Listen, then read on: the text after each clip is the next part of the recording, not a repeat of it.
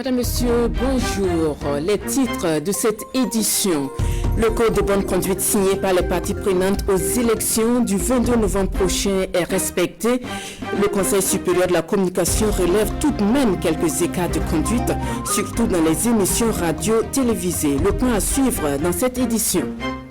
À suivre dans cette édition, les résultats d'une étude menée sur la contribution socio-économique des ânes au Burkina.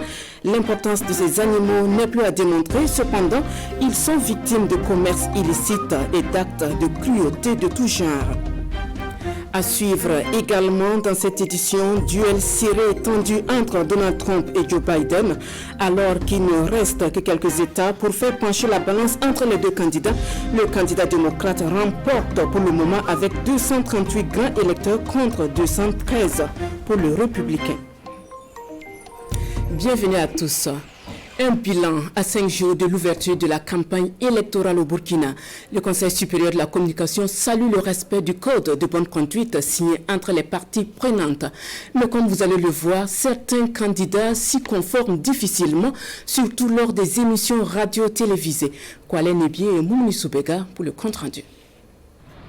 Acteur majeur des élections au Burkina Faso, le CSC, le Conseil supérieur de la communication, suit de près le déroulement de la campagne électorale lancée depuis le 31 octobre.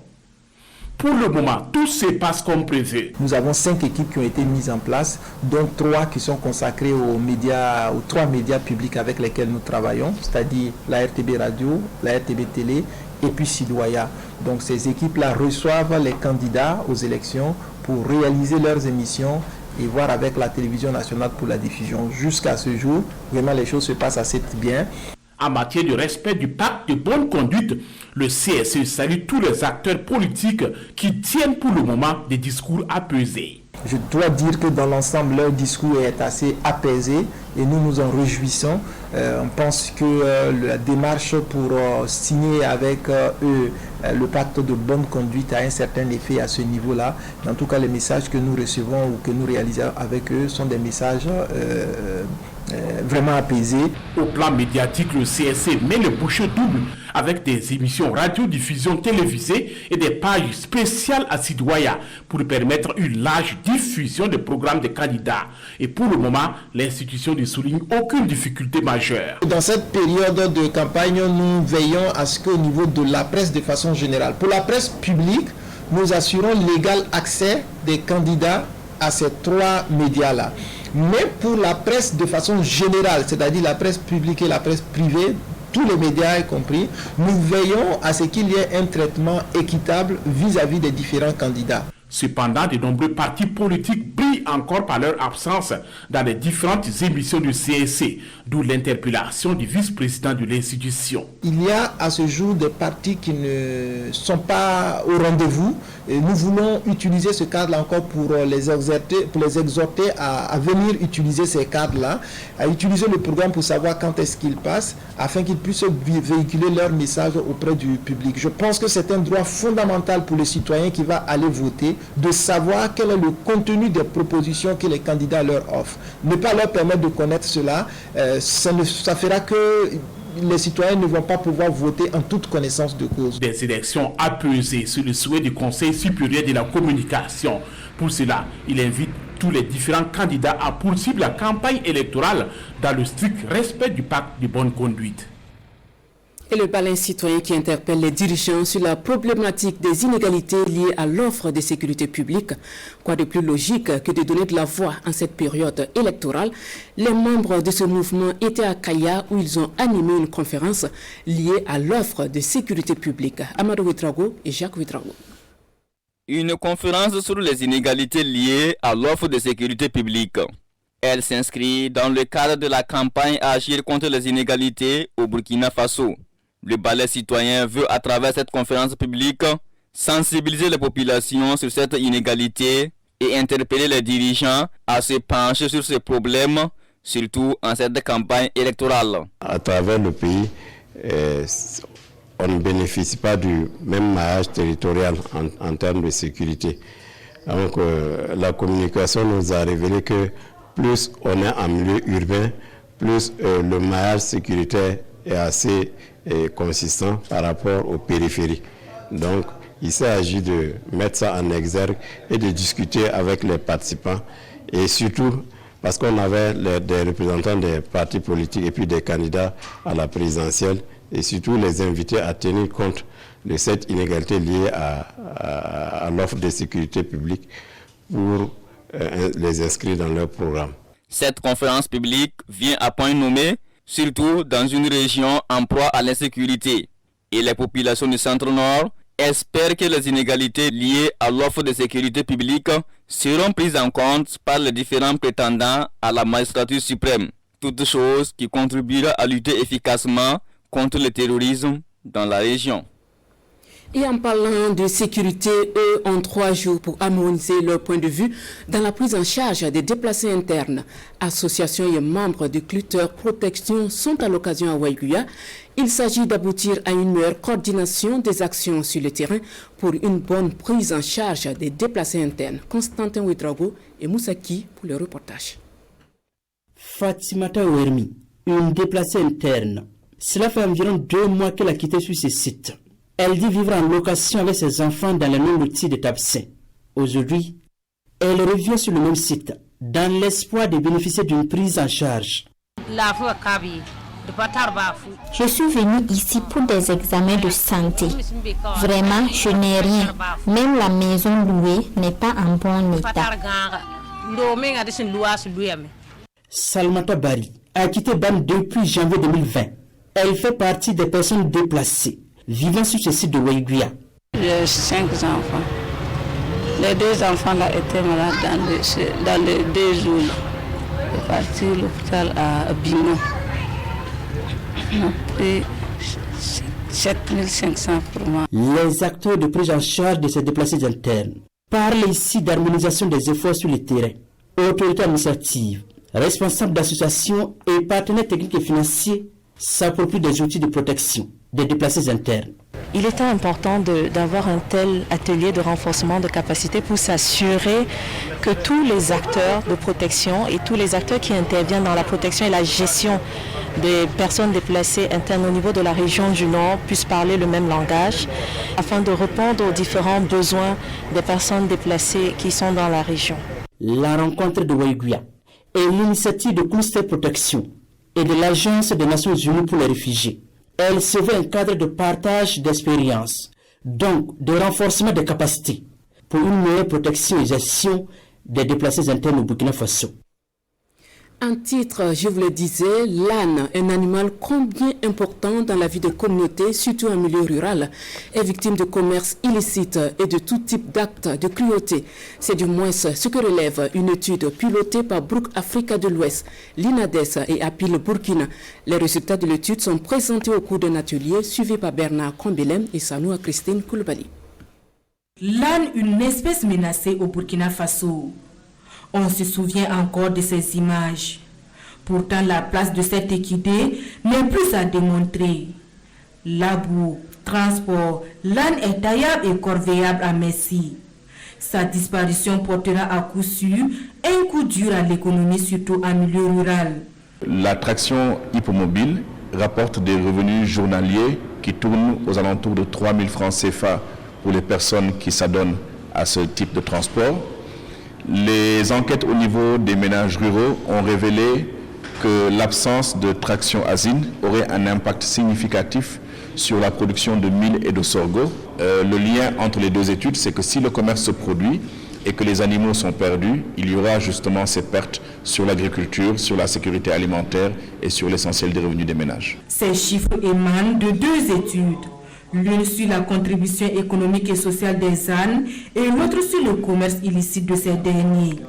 Les résultats ici restitués interpellent sur la nécessité d'une meilleure protection des ânes.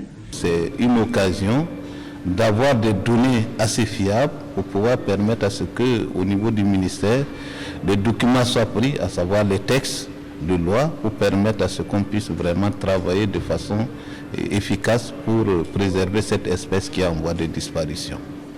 Si nous perdons ces ânes, finalement, nous n'allons pas pouvoir aider les populations qui sont pauvres. Parce que qu'est-ce qui se passe? Aujourd'hui, l'âne est considéré comme le cheval du pauvre. parce que c'est ça qui lui permet de faire tout. Aux décideurs, un plaidoyer est donc fait pour une plus grande prise en compte des équidés de trait dans les politiques publiques, notamment la relecture du décret portant abattage et exploitation des équidés. Aux populations, invite est faite d'en prendre bien soin. À Ouagadougou, ce matin, scientifiques de haut niveau, experts en météorologie et hydrologie, discutent des perspectives régionales sur les réseaux d'observation hydrométéorologique. La rencontre est organisée par WASCAL, le centre de compétences du Centre ouest africain des services scientifiques sur le changement climatique et l'utilisation adaptée des terres. Urbain Benito Somé et Caroline Noiré. À l'issue de cette rencontre, des défis tels le manque de données et l'absence de partage de données devraient être relevés. Débuté en 2017, le processus de renforcement et de consolidation de la disponibilité des données météorologiques régionales entre dans une nouvelle phase. La technologie avance et lorsque vous voyez ces phénomènes de changement climatique, beaucoup de nouvelles choses apparaissent. Il est tout à fait normal qu'on se dote d'équipements technologiques assez précis pour avoir toutes les informations nécessaires pour la gestion, j'allais dire, prévisionnelle des catastrophes comme des inondations et aussi assurer l'analyse de la qualité des eaux au niveau de la sous-région. De façon pratique, des domaines contribuant à l'atteinte des objectifs de la souveraineté alimentaire devraient être impactés. Quand vous avez des informations scientifiques sur ces questions météorologiques, vous êtes en avance sur un certain nombre de choses qui peuvent s'annoncer.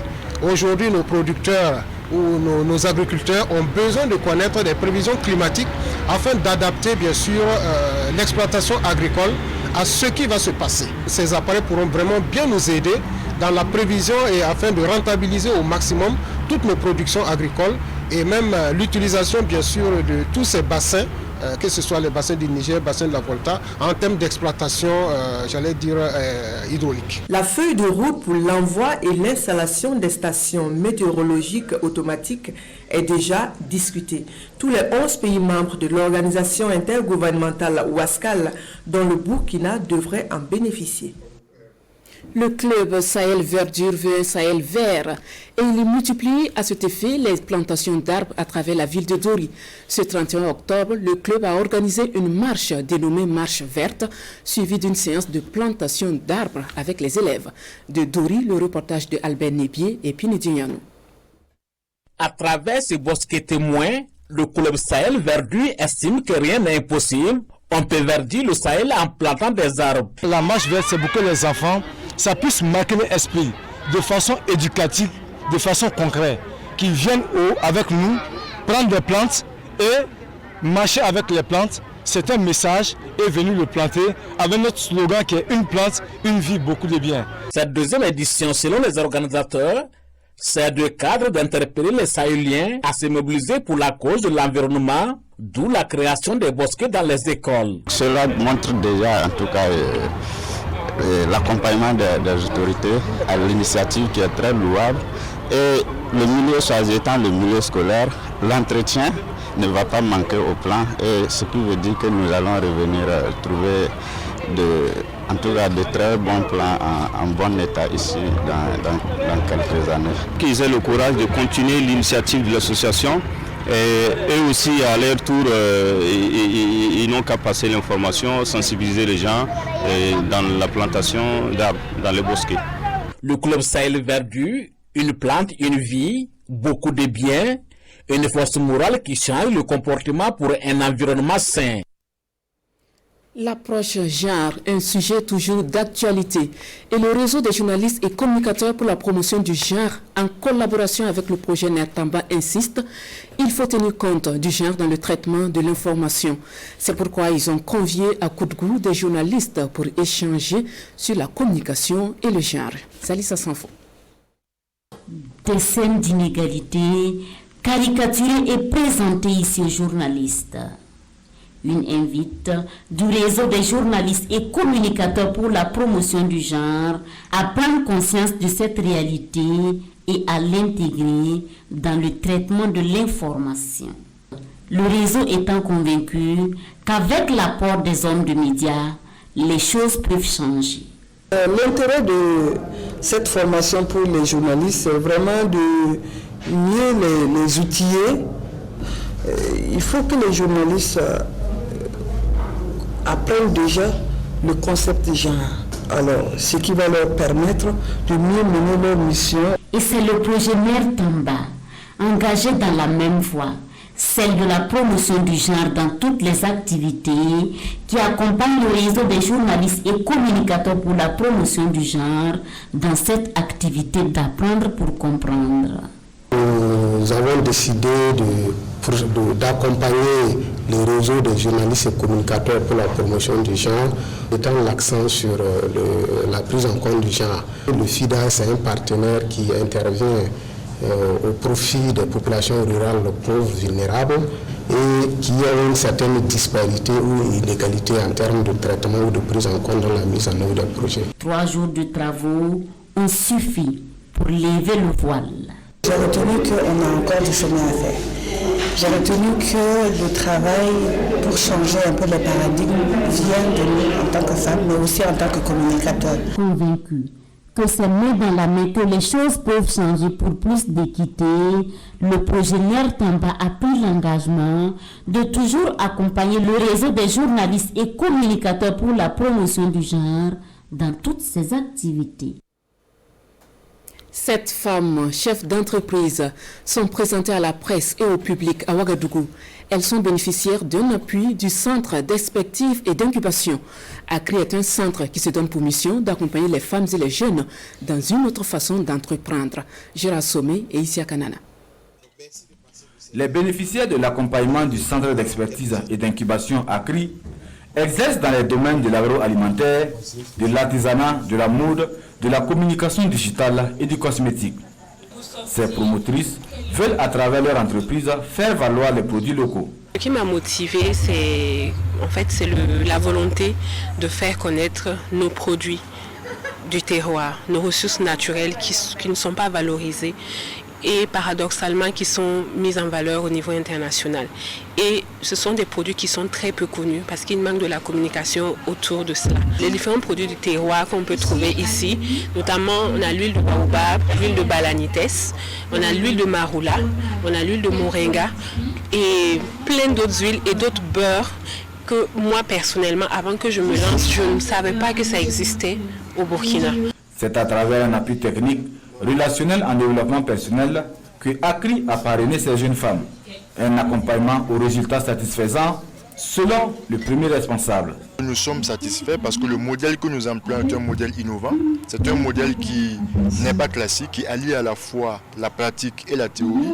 Et c'est un modèle qui met au cœur du processus l'incuber lui-même, qui fait en sorte que l'entrepreneur maîtrise mieux son projet. À la fin du processus à ACRI, l'entrepreneur est polyvalent. Cette œuvre a été possible grâce au financement du programme des Nations Unies pour le développement PNUD, l'ambassade du Grand-Duché de Luxembourg au Burkina et le ministère en charge de la jeunesse. Hors de chez nous, situation toujours incertaine aux États-Unis.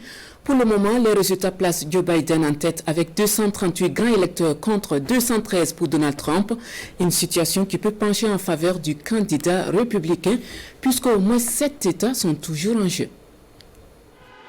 Une nuit très longue et pleine d'incertitudes. Lorsqu'il se présente devant ses supporters à 12h30 heure du Delaware, Joe Biden ne sait, rien n'est fait, mais il se dit confiant de l'emporter. We knew because of the unprecedented early vote and the mail-in vote that it was going to take a while. We're going to have to be patient until the hard work of tallying votes is finished. And it ain't over till every vote is counted, every ballot is counted. Une échéance que n'accepte pas Donald Trump. 2 heures plus tard, il prend la parole à son tour et dénonce une fraude. This is a major fraud in our nation. We want the law to be used in a proper manner. So we'll be going to the U.S. Supreme Court. We want all voting to stop.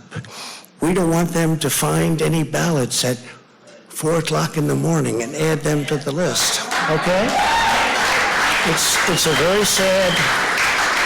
very sad moment. To me, this is a very sad moment, and we will win this, and as far as I'm concerned, we already have won it. L'incertitude se joue surtout dans les États du Midwest, dans le Wisconsin, le Michigan et en premier lieu en Pennsylvanie. Le vote par correspondance a été massif et beaucoup de bulletins n'ont pas été dépouillés. Et donc certains gouverneurs de l'État ont déjà annoncé qu'ils ne publieraient pas les résultats dans plusieurs jours.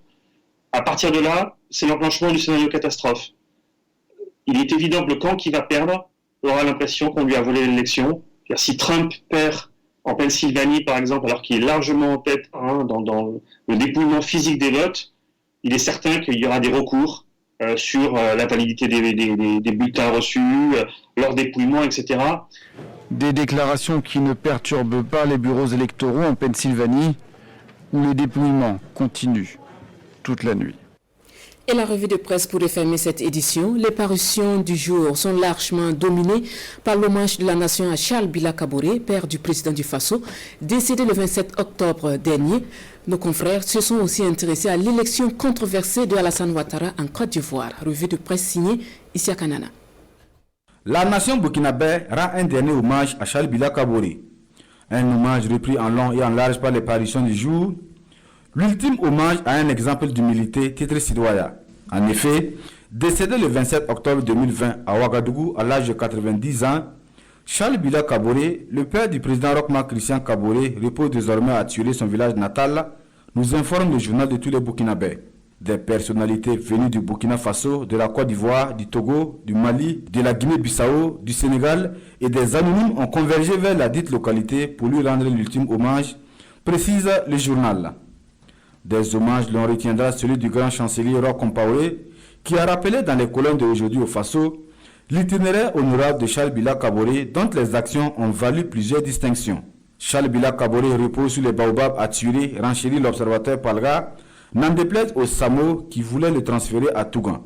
En effet, nous apprend Sidoya, l'illustre disparu a été pris en otage quelques instants par les parents à plaisanterie Samo. Réélection d'Alassane Ouattara en Côte d'Ivoire, les quotidiens burkinabés en font écho. Troisième mandat d'ado, et on tremble encore pour la Côte d'Ivoire, s'inquiète notre confrère Alain Saint-Robespierre dans les colonnes de l'observateur Palga. Pour l'Obs donc, suite à la victoire sans surprise d'Alassane Ouattara, réélu avec un score de 94,27% des voix, l'opposition qui avait déjà lancé un mot d'ordre de désobéissance civile et de boycott actif est passée à la vitesse supérieure. Après avoir donc déclaré ne pas reconnaître les résultats, Henri Konan Bédié, Pascal Afin-Guessan et leurs camarades de l'opposition ont annoncé la mise en place d'un conseil national de transition. Face à cette situation, le pouvoir est vite passé à la mise en garde, nous informe l'Express du Faso. Le porte-parole du gouvernement ivoirien estime dans les colonnes du journal que l'attitude de l'opposition n'est que de la provocation. Pour lui, la création d'un conseil national de transition viole la constitution ivoirienne, d'autant plus qu'il n'y a pas de vacances de poste. Par conséquent, les opposants devront répondre de leurs actes devant la loi. Et depuis hier mardi dans la soirée, les domiciles d'Henri Konan Bédié, Pascal Afin-Guessan, Assoua Ado, Alberto Akuz Mabri sont encerclés par les forces de défense et de sécurité, apprend-on dans les colonnes de l'Obs. Une situation qui fait dire au journal Le Quotidien dans sa rubrique Myria que c'est l'image de la Côte d'Ivoire qui est sérieusement entachée aujourd'hui par la faute de quelques politiciens incapables de voir plus loin que le bout de leur nez. Et c'est ce qui referme cette édition de la mi-journée. Merci de votre attention. Tout de suite, nos confrères des langues nationales.